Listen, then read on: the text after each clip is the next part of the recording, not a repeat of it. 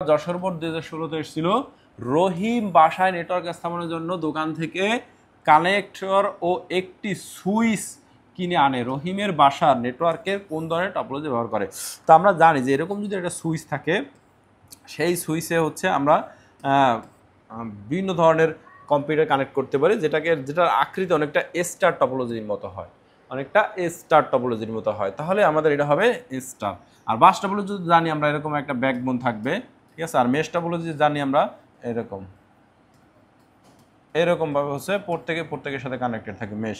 আর ring topology তো আমরা জানি যে এরকম থাকবে, ঠিক আছে। এইটা হচ্ছে রিং টপোলজি আমরা জানি।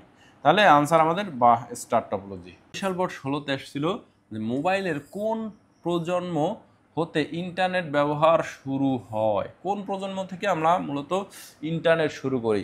নর্মালি আমাদের হচ্ছে যে এই যে 2G আছে, আমরা একসময় যে ইন্টারনেট যখন ব্যবহার করতাম দেখতাম 2G লেখা ওঠে, ঠিক আছে। 2G এইখান থেকে মূলত আমাদের ইন্টারনেট শুরু হয় প্রজন্মের, ঠিক আছে। এই প্রজন্মের মোবাইলে ইন্টারনেট ছিল। এরপরে যদি আমাদের আসো, বরিশাল বোর্ড 2017-তে এসেছিল যে সাশ্রয়ীভাবে পাহাড়ি এলাকায় কার্যকরী নেটওয়ার্ক স্থাপনের জন্য কোন মাধ্যমটি সুবিধাজনক? এইটা বলছে। মানে পাহাড়ি অঞ্চলে আমরা যদি ইন্টারনেট নিতে চাই তাহলে কোনটা সুবিধার জন্য?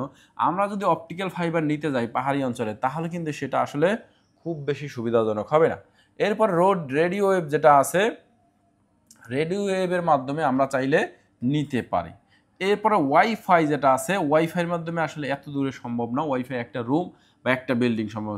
ওয়াইম্যাক্সও একটা নির্দিষ্ট এরিয়া সম্ভব, কিন্তু এখানে আমাদের যে সাশ্রয়ী যদি যেটা হয়, সেই সাশ্রয়ের জন্য আমরা রেডিও ওয়েভের মাধ্যমে মূলত নিতে পারি, ঠিক আছে। যশোর বোর্ড 17-তে এসেছিল যে ব্লুটুথের মাধ্যমে তৈরি নেটওয়ার্ককে কি বলে?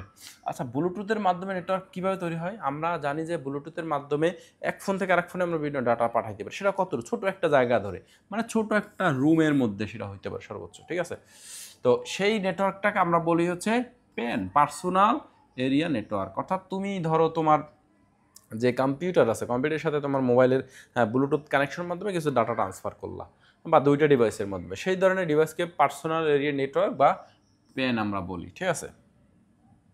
আর ল্যান্ড তো তোমরা জানো যে নির্দিষ্ট একটা বিল্ডিং বা রুম হচ্ছে এর মধ্যে করা হয়, আর ম্যান হচ্ছে নির্দিষ্ট একটা এরিয়া, আর ওয়ান হচ্ছে ইন্টারনেট। যে দিনাজপুর বোর্ড 16-তে আমাদের একটা প্রশ্ন এসেছিল, সেটা কি যে কোন IEEE ওয়াইফাই স্ট্যান্ডার্ড? ওয়াইফাই এর IEEE স্ট্যান্ডার্ড কত? আমরা জানি যে কয়েকটা IEEE স্ট্যান্ডার্ড আছে আমাদের। সেই IEEE স্ট্যান্ডার্ডের মধ্যে উল্লেখযোগ্য যেগুলো আসে পরীক্ষাতে, একটা হচ্ছে ওয়াইফাই, ঠিক আছে। একটা ওয়াইফাই,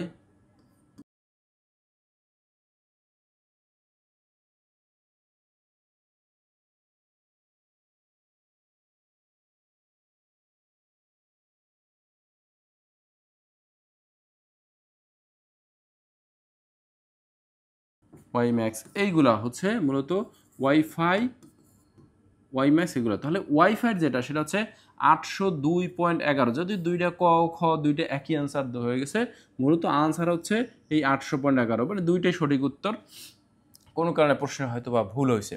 এরপরে তোমরা যদি দেখো যে ব্লুটুথ যেটা আছে, ব্লুটুথে মূলত হচ্ছে আমাদের 802.15 এইটা। আর যেটা হচ্ছে ওয়াইম্যাক্স আছে, ওয়াইম্যাক্স মূলত হচ্ছে আমাদের 802.16, ঠিক আছে।